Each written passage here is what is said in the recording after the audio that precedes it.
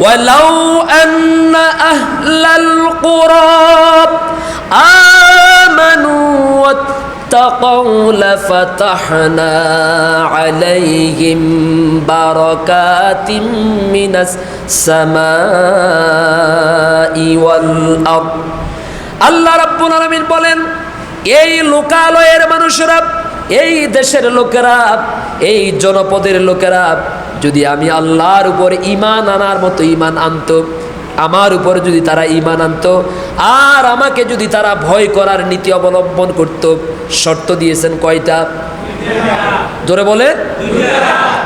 এই এলাকার লোকেরা, এই দেশের লোকেরা, এই সমাজের লোকেরা, এই ঘরের লোকেরা, এই দেশের লোকেরা যদি আমি আল্লাহর উপরে পরিপূর্ণ ঈমান, আমার উপরে পরিপূর্ণ বিশ্বাস স্থাপন করত, আর সকল কাজে, সকল ক্ষেত্রে, সকল পর্যায়ে আমাকে যদি ভয় করার নীতি অবলম্বন করত, আমি আল্লাহ রাব্বুল আলামিন তাদের জন্য আসমান এবং জমিনের সব বরকতের দরজা খুলে দিতাম।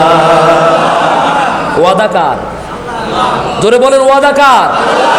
বিষয়টা কি খেয়াল করছেন আপনারা? আল্লাহ কি বলেছেন খেয়াল করছেন আপনারা? আমি তাদের জন্য আসমান এবং জমিনের সমস্ত বরকতের দরজা খুলে দিতাম যদি তারা আমার উপরে পরিপূর্ণ ঈমান আর সব জায়গায় আমার ভয় করে কাজ করত। সুবহানাল্লাহ। তার মানে বোঝা গেল আসমান এবং জমিনের সমস্ত বরকতের দরজা আপাতত বন্ধ আছে, ঠিক কিনা বলেন? যার কারণে গরমকালে শীত, শীতকালে গরম, কথা কন না কেন? বর্ষাকালে বৃষ্টি নাই, আবার গ্রীষ্মকালে বৃষ্টি না দিল, বৃষ্টি বর্ষণ হইতেছে, ঠিক কিনা বলেন? খেতে খামারে ফল ফসল ভালো জমায় না, খেতে খামারে জমিনের মধ্যে ফসল উৎপাদন হয় না আগের মতো, এরপরে গাছ গাছালিতে আগের মতো ফলন হয় না, ফল ধরে না, ধরে না কি বলেন? গোটা দেশে, গোটা পৃথিবীতে আজকে খাবারের সংকট, খাবারের সংকট, গোটা পৃথিবীতে আজকে বিপর্যয়। কারণ যেই মুহূর্তে মানুষ ফসল উৎপাদন করবে সেই মুহূর্তে জমিনের মধ্যে পানি গলা পরিমাণ, ঠিক কিনা বলেন? আল্লাহ রহমত নাই, বরকত জমিনে নাই। তার কারণ হলো মানুষগুলো আগের মতো, সেই সোনালী যুগের মানুষের মতো, সাহাবায়ে কেরামের মতো এই যুগের মুসলমানেরা আল্লাহরে ভালোভাবে বিশ্বাস করে না, আল্লাহর উপরে তাদের ঈমান ফাঁকাভুক্ত নাই, আল্লাহর উপরে তাদের ঈমান মজবুত নাই। দুই নম্বরে হলো তারা তাদের কোনো কাজে কর্মে আল্লাহরে ভয় করে না, তারা নিজেরা মন মতো চুরি করে, মন মতো নিজেরা ডাকাতি করে, ডিজিটাল মেশিন দিয়ে, ডিজিটাল পদ্ধতিতে মানুষের ঠকায় কিনা বলেন? তার মানে ব্যক্তিগত, পারিবারিক, সামাজিক, ব্যবসায়িক, রাজনৈতিক সকল জীবনে সব জায়গায় আল্লাহরে ভয় করা দরকার আছে না? না। দেখেন, আমি গত কয়েকদিন আগে এক জায়গায় গেছিলাম, কয় হুজুর মসজিদের সভাপতি নিজে ভোট কেন্দ্রের মধ্যে বসি নিজে ভোট কাটছে। বুঝাইতে পারিনি। কিসের সভাপতি বলেন? আরো জোরে বলেন।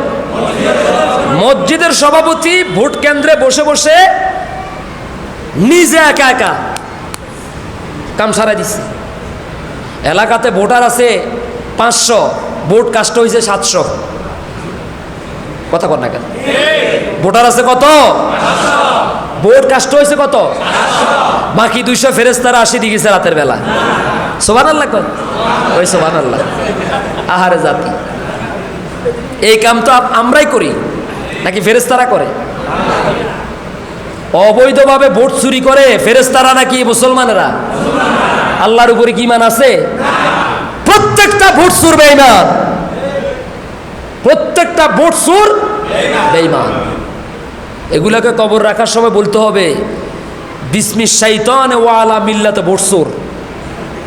তোরে শয়তানের নামে ভোট চোরদের দলে রেখে দিলাম, কারণ তোর দলটাই ছিল ভোট চোরের দল। আরো আসতে কোন ঠিক? যদি আল্লাহর প্রতি ঈমান থাকতো, একজনের ভোট আরেকজনে কেমনে দেয়? এটা কি আমানত না? আর আসতে কোন, ভোট কি আমানত না? ভোট কি ইবাদত না? একজনের নামাজ কি আরেকজনে পড়তে পারে? একজনের হজ, ওখানেও একটা নীতিমালা আছে। একজনের নামাজ আরেকজনে পড়লে যেমন আদায় হয় না, একজনের ভোট আরেকজনের দিলে কি আদায় হয়? কিন্তু আমার দেশে আপনি নাই, ভোট কেন্দ্রে নাই, আপনি এলাকায়ও নাই, কিছু কিছু জায়গায় হুঁশি কয় হুজুর উনি মারা গেছে 6 বছর আগে, ওই মরা মানুষও ভোট দেয়। এটা একমাত্র বাংলাদেশে সম্ভব। বাংলাদেশ এমন এক মডেল দেশ, এমন এক আধুনিক দেশে উন্নীত হয়েছে যে দেশে মরা মানুষও ভোট দিতে পারে। সুবহানাল্লাহ কর। আল্লাহ হেদায়েত দান করুক, জোর কর আমিন। তাহলে আল্লাহর উপর ঈমান নাই, কিভাবে থাকে আল্লাহর উপর ঈমান? মসজিদের সভাপতি ভোট কেন্দ্রের ভিতরে বসে বসে নিজে নিজে কাম সারাইতেছে। আমি জিজ্ঞেস করলাম তো এটা কেমন হইলো? কয় হুজুর মসজিদের সভাপতি, এটা বুঝার লাগতো না? উনি যে মসজিদের সভাপতি, এটা কি বুঝান লাগবে না? কত বড় আল্লাহর ওলি, বুজুর্গ, ভোট নিজে নিজে ভোট কাটতেছে, আবার মসজিদের সভাপতি সামনের কাতারে বসে। এরকম বেয়াদব আছে না? নাই?